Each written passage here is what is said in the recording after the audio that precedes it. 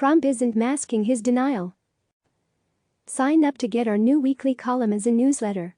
We're looking back at the strongest, smartest opinion takes of the week from CNN and other outlets.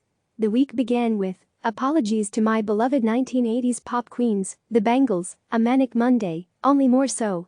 During a roundtable event with restaurant leaders and executives, President Donald Trump spilled it to reporters, "I'm taking it, hydroxychloroquine. Right now, yeah. Couple of weeks ago, I started taking it. 'Cause I think it's good, I've heard a lot of good stories." Even Fox News host Neil Cavuto was stunned by what Trump said next. "You know, I'm not going to get hurt by it. Don't count on it," Cavuto warned his viewers. "If you are in a risky population here, it will kill you." Trump immediately took a jab at Cavuto on Twitter. As Peter Bergen marveled, Trump's own FDA in late April warned of the dangers of taking hydroxychloroquine outside of a hospital or clinical study setting due to the risk of heart rhythm problems. And despite a horrific death toll still climbing, and warnings from U.S. Centers for Disease Control and Prevention Director Robert Redfield about a coming winter outbreak, Bergen noted further that, when it comes to playing fast and loose with facts about the pandemic, the apple falleth not far from the tree. Donald Trump Jr. recently defended his right to hyperbole in speculating back in February that Democrats relished a coronavirus crisis big enough to end his father's prospects for re-election, while second son Eric Trump cracked that once Dems have exploited it, coronavirus will magically all of a sudden go away and disappear, and everybody will be able to reopen after the presidential election on November 3rd.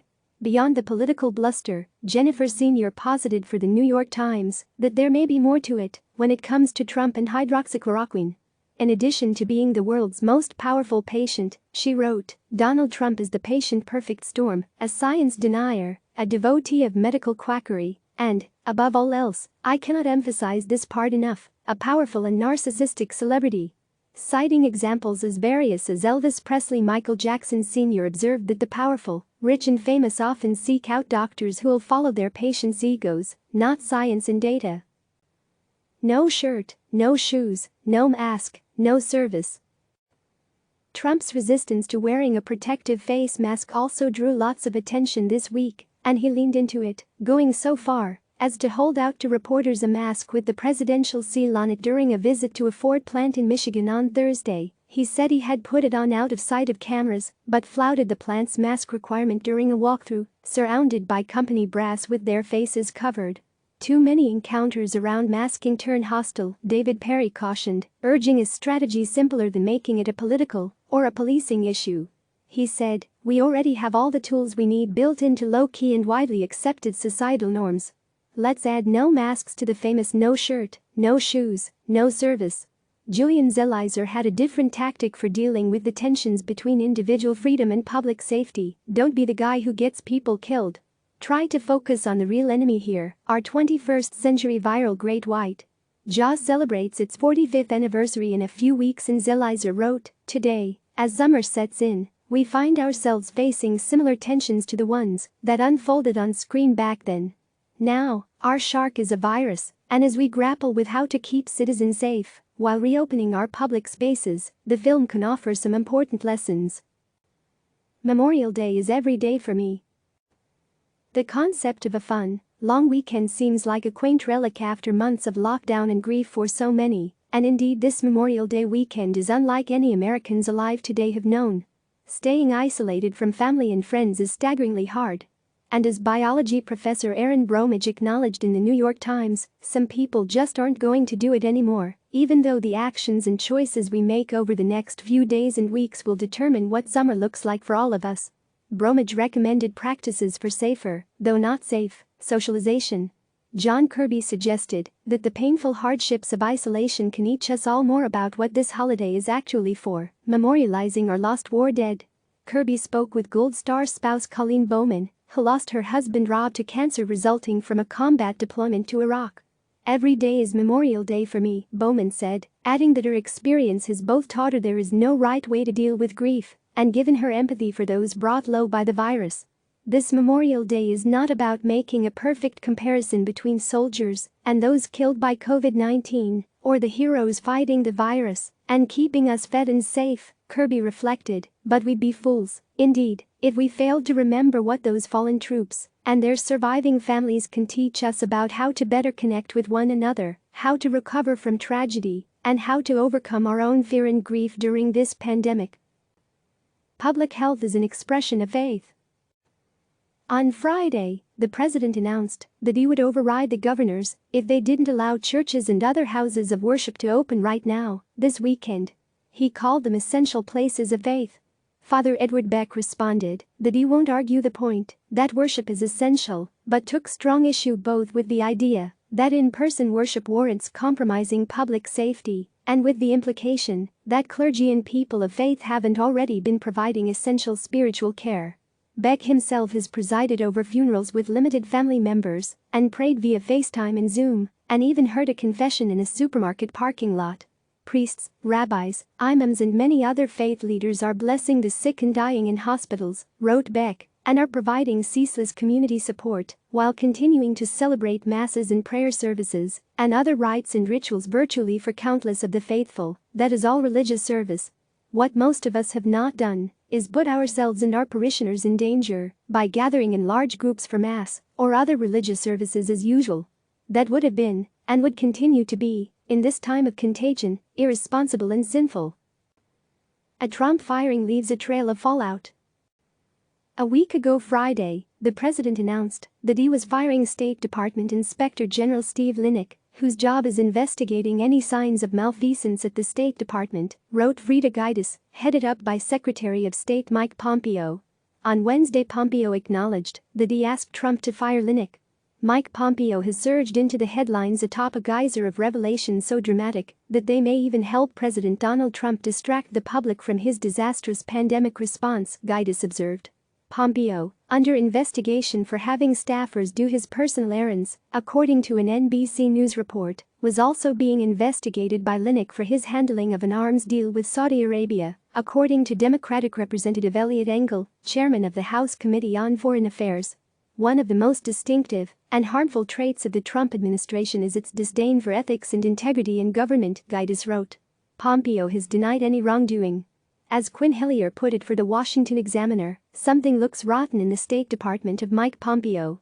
In defending his Secretary of State against accusations that he used his position to task aides with, among other things, walking his dog and picking up his laundry, Trump said, "I'd rather have him on the phone with some world leader than have him wash dishes because maybe his wife isn't there or his kids aren't there."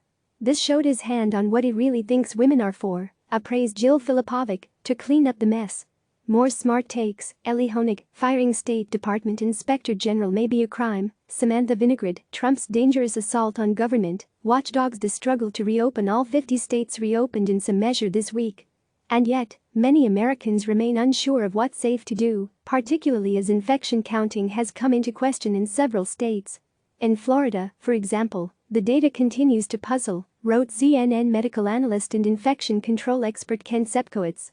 The numbers and rates of infection and death, including on the state's Department of Health COVID-19 website, continue to be all over the place. Assessing the impact of this disease should be simple, involving just two metrics: the number of deaths and the number of cases. But in Florida, these numbers, though presented with a high gloss friendliness, are difficult to follow if you dig an inch below the surface. He warned, given the political tension nationally as well as the dismissal of a key member of the data team, for now, COVID-19 reports from Florida will need to be handled with care. Public health expert Lena Wen wrote for the Washington Post that since no state has met the metrics to safely reopen, but are starting to do so anyway, the United States needs to move to the public health strategy of harm reduction. She offered 4 concepts to help readers assess personal risk. In those same pages, U.S. Secretary of Health and Human Services Alex Azar argued that it's imperative that America reopen for its health. Returning to normal isn't about balancing health versus the economy. It's about balancing health versus health, the health risks of COVID-19 balanced against the health, social and economic costs of keeping main streets across the United States closed for business. More sharp analysis, Ken Sepkowitz, how a fitness class made 112 people sick. Time to throw the school calendar out the window. Isaac Bailey is a father, a college professor, and someone who is immunocompromised. He grasps the uncertainty and anxiety of opening up in a pandemic. Still, he thinks heading back to classes, with an adjusted school calendar starting in late summer and ending before the expected next wave of pandemic in the fall and winter, is the best path forward. It's time to throw the old calendar out, he opined, like Notre Dame and other schools have announced they plan to do. Let's take advantage of this time to re-envision what education can be, and to completely reimagine where and how we conduct in-person education, because the country we knew in February is not coming back. We can view that as a tragedy, or an opportunity to rethink, tinker, innovate.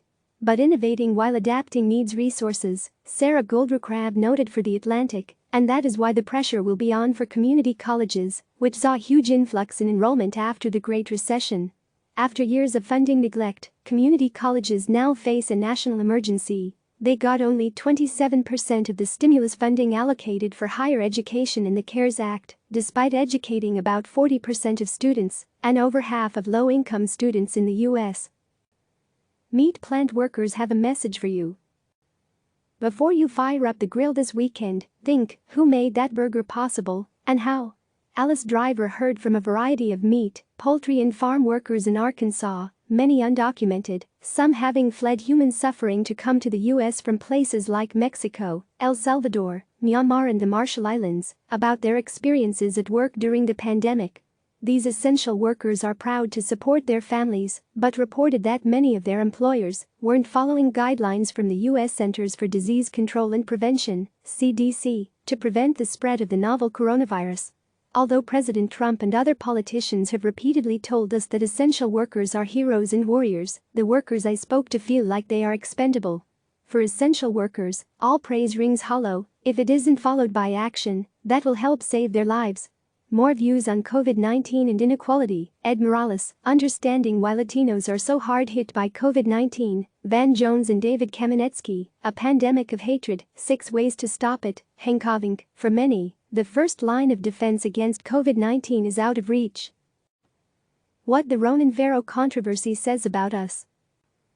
After a New York Times column by Ben Smith cast doubt on some of Ronan Farrow's groundbreaking reporting on sexual harassment and rape allegations, particularly against Matt Lauer, who wrote an op-ed of his own on Mediate claiming vindication, Ashley Feinberg at Slate suggested that Smith's column might be too good to be true, that it sought to perform broad-mindedness, sacrificing accuracy for some vague, centrist perception of fairness.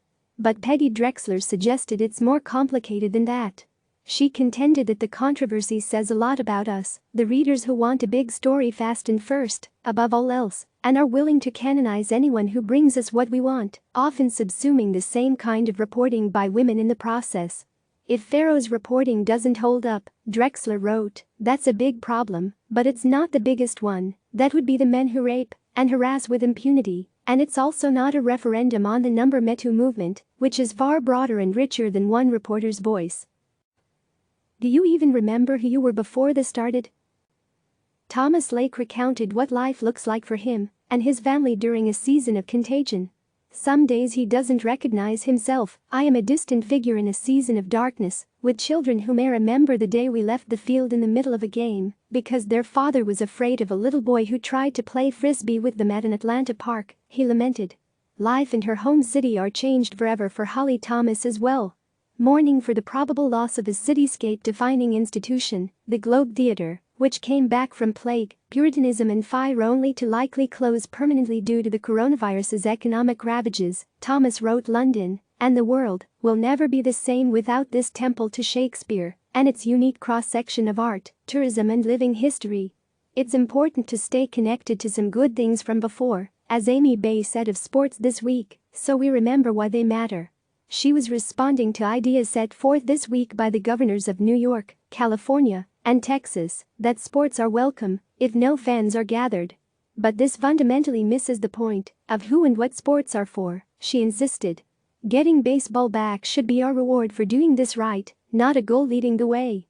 When we fix the parts of society that COVID-19 has fractured, or, more precisely, has exposed as broken, we get back sports. Not the other way around.